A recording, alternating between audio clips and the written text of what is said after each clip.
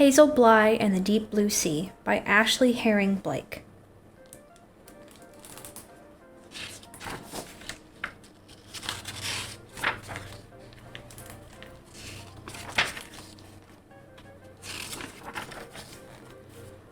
If nothing saves us from death, may love at least save us from life. Javier Velaza.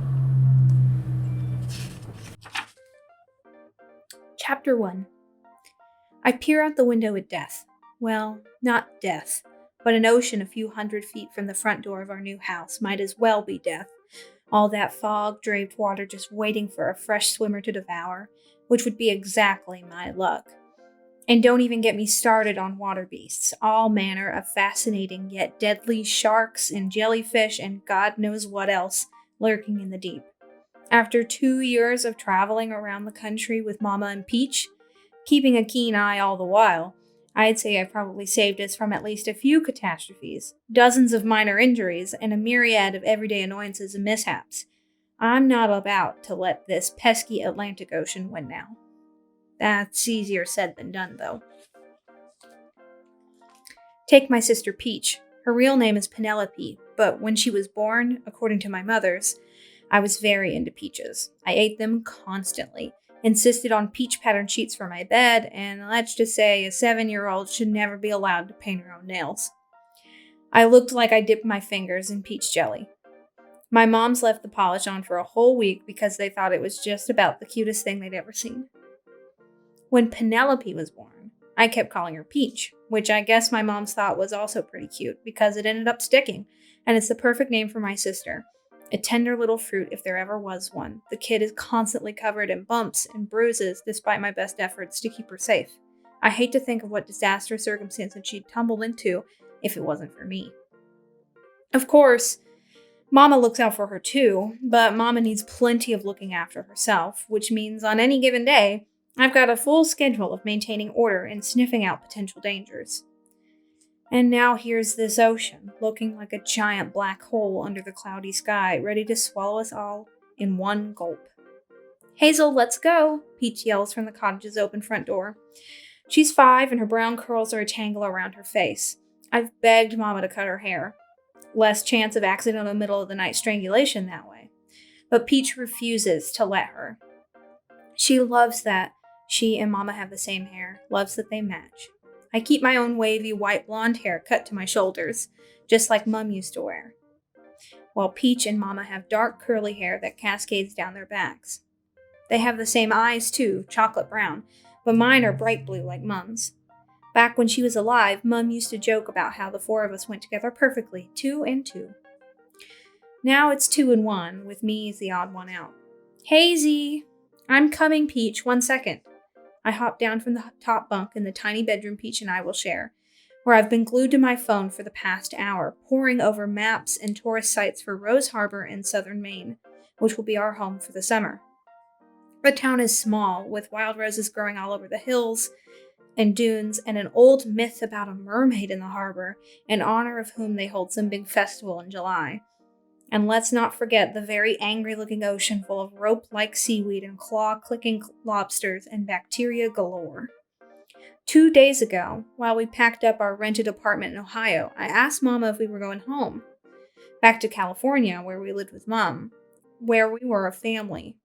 We haven't been there in 2 years, not since Mom died, and after our lease runs out in each new town, I hope. I tell myself this town will be the last. We'll be home in a matter of days, but we never are. Mama says we're just not ready yet, which makes no sense to me. I've never not been ready. I hate traveling around, hate the rented apartments and the houses of God knows what's left over from God knows who. How is a duplex in Colorado better than our home, our yellow house on Camellia Street, Berkeley bustling just down the sidewalk? Mama will never give me a straight answer, and I can't bear to beg her to do anything more than nod. It's my fault we're like this after all. It's my fault we're 3 and not 4. So here we are now, teetering in a tiny cottage on the edge of the world. When it was clear we weren't heading home, but towards the sea, my stomach wove itself into a tight knot and hasn't unwound since. Peach has learned to swim, but our family knows better than anyone that even the greatest swimmers can drown in a matter of minutes, especially in oceans or rivers where rocks and currents are like hidden water demons. So I argued against the Rose Harbor, or rather, I told Mama I didn't think it was a good idea. Mama and I don't argue. We barely anything at all these days. And as usual, Mama ignored my warnings and said Peach would be fine and that I used to love the ocean. That's all she said. You used to love the ocean, Hazel. Then she sighed like my used to was the most horrible thing that could have happened. No mention of why, no mention of Mom at all. I can't remember the last time she even said Mom's name. Now from under the bottom bunk, I pull out my heavy forest green trunk, right next to Peach's smaller yellow one. I've already unpacked most of my clothes, slipping them into the top half of the plain wooden dresser that came with the furnished cottage. But some stuff I keep in my trunk at all times. I unzipped my navy blue fanny pack, which I've appropriately dubbed my safety pack, and started reloading it with supplies from my trunk. Band-aids, Neosporin, sunblock, a travel pack of Clorox wipes, hand sanitizer, bug spray, hair elastics, tweezers, a mini flashlight, an extra phone charger, a couple of granola bars, and a $20 bill. Hazel! Peach calls, her voice traveling through the short hallway. Nicholas and I are ready to explore. I push my trunk back under the bed and walk into the living room. Peach is standing at the open front door, salty sea wind in her hair, with Nicholas, her stuffed purple narwhal, perched on her shoulder. He's the last thing Mum ever gave her, the morning Mum and I left for our kayaking trip on the Mendocino coast. Peach was 3, so there was no way she could go kayaking, but she still pouted that she had to stay home. Mum brought home Nicholas from the local toy store to soften the blow, and Peach carries that thing everywhere now, clinging to it like Mom herself. Nicholas has turned ratty, loved so hard and so often, the poor whale's fur has gone pilly and one of his beady black eyes is missing. I give Peach a once-over, checking to make sure she's all buttoned and zipped and shoed. She isn't. Peach, get some shoes on. But we're going to the beach! So, I look down at my snugly tied sneakers. So, my sister drawls, rolling her eyes at me. This is a new thing, the rolling of the eyes. I want to wiggle my toes in the sand. I press my lips together and step out onto the front porch. The late afternoon is dreary and overcast, the clouds above swirling like they're getting ready to release some great fury. The ocean below, darkly blue and deep, foams like a wild animal. Even like that, it's pretty, but pretty can be deceiving. Just look at a jellyfish. There are a few steps from our front porch leading down to a pebbly path, no doubt full of all manner of things to cut up tender bare feet. Still, despite the dangers all around, I have to admit the view is nice. Our house, dubbed Sea Rose Cottage by a wooden sign hanging next to the bright blue front door, is really old and small, with creamy stone and fresh white trim. All around us are hills and rocky paths, trees that are probably a brilliant green on a sunny day. And the cottage is pretty secluded. The nearest neighbor is a little seafoam greenhouse about a quarter-mile down the beach that I can just barely see. I breathe in the salty air and hook my thumbs through my safety pack, telling myself everything will be fine. I've gotten us this far. In 2 whole years, there have been no broken bones, no long hospital stays, nothing a Band-Aid and some antibacterial cream couldn't fix. Peach bounces around me, babbling about the sand and surf and how she really wants to experience it. Except she says experiment it, and it's so cute I can't even correct her. Hazel, Mama calls from the kitchen, where she's been sifting through the dishes the landlord provided with the house, figuring out what needs cleaning. I poke my head back through the door to see her standing by the big farmhouse sink, drying one of the mason jars we're supposed to use for drinking glasses, using a striped hand towel. Let your sister have some fun on the beach, okay? She's not going to swim. It's still too cold this early in June. I blow out a breath through puffed cheeks. At least make her wear some flip-flops to get down there. Mama smiles, but it doesn't reach her eyes. It never does these days. Not when it concerns me, at least. I guess I can't blame her, though. Fair enough, she says. Hear that, Peach Fuzz? Peach releases a labored sigh. Fine. Then she stomps back to her room and quickly emerges holding her bright green flip-flops. She walks right past me and out the door. On your feet, Peach. She grumbles some more, but finally slips the flimsy shoes on. I'll join you two in a few minutes, okay? Mama says, sliding the jar into a cabinet. I nod and follow my sister outside. As soon as she hits the top step, she lets out a squeal and zips down the rest of the stairs. Peach, hold up! I yell over the wind. She either doesn't hear me or doesn't care to, because she doesn't hold up at all. I huff and puff behind her, but despite my long 12-year-old legs that used to be pretty great at cutting through the water, I can't catch up. My sister is lightning fast. Peach bursts onto the sand, which is positively riddled with all sorts of pebbles and broken shells. This doesn't deter my sister, however. She kicks off her flip-flops as soon as her feet hit the beach, and keeps on running towards the water, splashing into the shallows, waves licking up her calves. Peach, get out of the water, I call, halting before the sea can touch my shoes. She giggles and yelps, it's so cold! She reaches down and scoops up a handful, Nicholas still tucked under her arm, and tosses it into the air in front of her. Droplets gather on the ends of her hair, and I try not to hyperventilate. Peach. She doesn't get out, though. She kicks and twirls, and I follow her horizontally, careful to keep away from the foamy slide of the sea. I feel my nose start to tickle, a sure sign I'm about to cry. I inch forward, only to inch back again. This is fun, she says. Yeah, a blast, I say, once my breathing calms down. Come on out. We can build a sandcastle or something. You come in. I'm not coming in. Because you're afraid of the ocean? She doesn't ask it to be mean. I know this. She turns to look at me, her eyes wide and curious as she swirls one foot through the sea. I wonder if she remembers when I loved the water. 6 a.m. practices with my neighborhood swim team, day trips to Half Moon Bay, and me diving deep into the water even though it was usually freezing, searching for any signs of life with my snorkeling mask. Dreams of being a marine biologist constantly floating through my head. The tickle in my nose skitters up into my eyes, and I blink fast to get rid of the sudden sting. My fingertips twitch without my permission, as if they might rebel so they can feel that cold, salty water flow between them. Traitors. I knew this ocean was going to be bad news. I look away from Peach and up the beach, just long enough to get my emotions back in check. Movement catches my eye, drawing my attention to the little green house. Someone stands on the porch. Looks like a woman with bright red hair, but I can't really tell from this far away. She's watching us. She waves. I turn and focus on the task at hand, keeping my sister alive, which is exactly when I notice that Peach's lip is bleeding. What's wrong with your lip? I ask, hand on my safety pack. She sticks her tongue out and laps up the bit of blood. I bit it. What? When? She shrugs. When I was running around. Blood bubbles up on her lip again and my stomach turns. I smelt that salty metallic scent, see red spreading through the water. I blink and the smell is gone. The water only blue-gray. I shake my head, trying to clear the memories, but my breath stays caught between my ribs. Come on, we need to get some ice or something for that, I say. It's fine!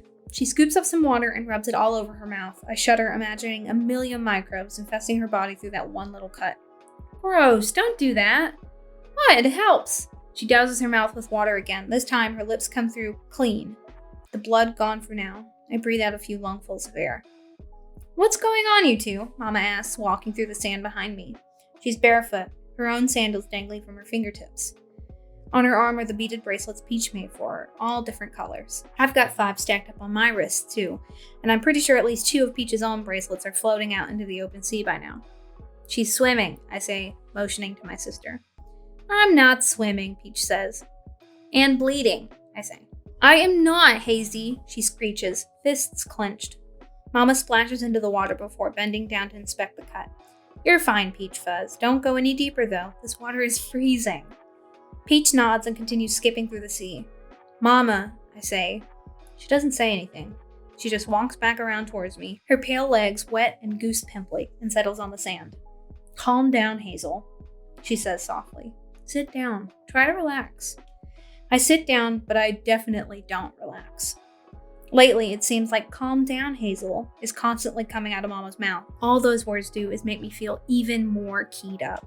Like something's wrong with me and I can't even do the most basic, easiest things. Did you finish? I asked Mama to get my mind on other things. In every new town, Mama sets up the kitchen while I make all the beds and start our laundry. Back in California, Mama and Mom shared all the housework, even though Mom taught visual art at the university and Mama worked from home as a writer. Now that Mom's gone, it's all up to me to take up the slack. All finished, Mama says, brushing some sand off her knee. You? Yeah, Peach needs some new jeans. Both pairs have holes in the knees. How long did those last? A month? 24 days. She laughs. I'll pick up some in town this week. I can get them, I say. I always pick out Peach's clothes. At least I have for the past 2 years, usually on a trip to Target while Mama browses the books. Just give me some money and I'll do it, Hazel, Mama says. She tilts her head at me, but her eyes soft but narrowed. Okay? I nod and look away, my throat feeling thicker by the minute. Whee! Peach yells, splashing towards us. I love this ocean, Mama. I'm glad, baby girl. No swimming without me or Hazel, okay? Peach nods, and that's the extent of the water warnings. Mama stands up and swipes the sand from her cutoffs. Ready to explore the town a little? I thought we'd go out to dinner and save grocery shopping for tomorrow. Okay, I say, even though exploring the town is always my least favorite part of moving to a new place. At least with grocery shopping, I have a purpose. Exploring leaves too many variables up to chance, too many people to deal with I wasn't expecting, too many obstacles. I stand and make sure my safety pack is tight around my waist. Let's go get you some dry clothes, Peach fuzz, Mama says, lifting Peach out of the surf. Her shorts are drenched up to the pockets. Mama reaches out her free hand to tuck my hair behind my ears. Her fingers skim over my scars, a thick silver explosion across my left cheek, like the branches of a leafless tree. I've gotten little white marks on other parts of my face and left arm too, grain-sized nicks here and there left over from the kayaking accident. She doesn't say anything about them, though. She never does. When she touches them like this, I don't think it's on purpose. Every now and then, Peach counts my scars when we're snuggled up in bed at night. She gets a different number every time. She was 3 when Mom died, so I don't know how much she even remembers. I barely remember anything from when I was 3. Hazy pictures in my head of me and Mom and Mama at the park near our house. Mom pushing me along on a yellow tricycle while Mama snapped pictures. Still, it's a relief when Peach asks about my scars, when she sees them, whispering questions at night about the mom who looked like me, the mom who gave her Nicholas. I tell her things like how Mum could climb the rocky crags in Lesson National Park just like a spider, how she was allergic to strawberries and hated chocolate, how she used to stick baby Peach in a carrier on her back all while we hiked near Point Reyes to the coast. Some days, the fog would be so thick I couldn't even see right in front of me. I'd even tell her about Mama, the Mama I used to know, the one who couldn't walk by me without kissing the top of my head or giving me a quick hug, the one whose favorite Saturday activity was curling up with me on the couch, wrapped in a big quilt and reading for hours. Peach loves hearing stuff like this, but she'll eventually get a little pucker between her eyebrows and a trace of finger over my scars, and that's exactly when I'll change the subject or tell her it's time to go to sleep. I want her to remember Mum, the way our family was. I don't want her to remember why Mum is gone forever, why our family is ruined, how it's all my fault. We turn our backs to the ocean and start up the path to our little cottage. Mama carries Peach, and my sister rests her head on Mama's shoulder. Moving is always exhausting. The packing up of one life, traveling, then unpacking a whole new life in a whole new town, a new house with bare walls and 0 memories. I feel heavy just looking up at the Sea Rose cottage, like I might disappear altogether in this house, forgotten like Mum. Right before we reach our porch, though, I catch a flash of movement in the corner of my eye. Turning, I see the red-headed woman from the greenhouse hurrying towards us, a red-headed girl who looks about my age running alongside her. Let's go, Mama, I'm hungry, I say, picking up my own pace. Mama always chooses pretty secluded houses to rent, which is the only thing I like about all these new towns. Ever since the accident, I seem to lock up around other people, especially kids my age, who tend to rudely stare at my face. Plus, why make friends when you're just going to leave in 3 months anyway? Why make friends I'll just end up losing? For the past 2 years, Mama's let me homeschool. We use an online curriculum, and she checks my work every afternoon. We've never talked about it, really. We've never talked about a lot of things, but ever since we left California, there hasn't been mention of Peach or me going to an actual school in a building. We move around too much to go through the trouble, I think. But even when we eventually go home to California, I'll want to homeschool. Being around other kids my age who will just stare and ask questions I don't want to answer, not to mention the myriad of dangers to be found in a school, from a billion germs to playground terrors, no thanks. Peach and I will always have our own little academy during the school year, where I can keep both of us safe. People are everywhere, though, and neighbors get nosy, especially when you're new in town. Some might call it welcoming, but not me. I glance back down at the beach and the woman is still in hot pursuit. Okay, Haze, calm down, Mama says when I push on her back, trying to speed her up the stairs. Hazy, cut it out, Peach says, swatting at me with Nicholas. She's getting cranky, which means she's hungry, too, which means all the more reason to hurry. The woman is closer now. Close enough that I can see she has short hair, shaved on one side and curling elegantly over her forehead on the other.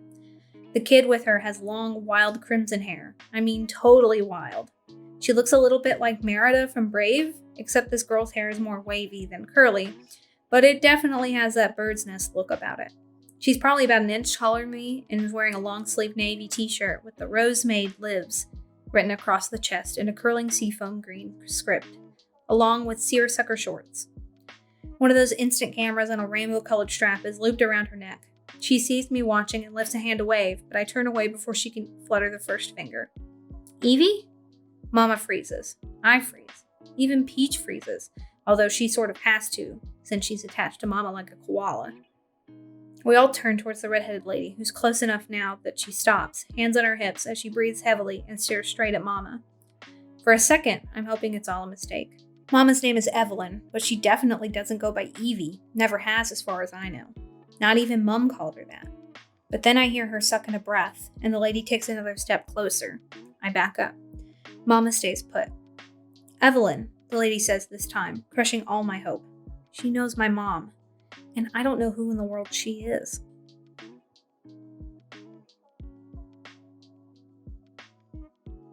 If you are intrigued by Hazel Bly's story, feel free to check out a copy from the Jonesboro branch of the Washington County Public Library. Tune in next week for another video in our first chapter book club series. Thanks for watching!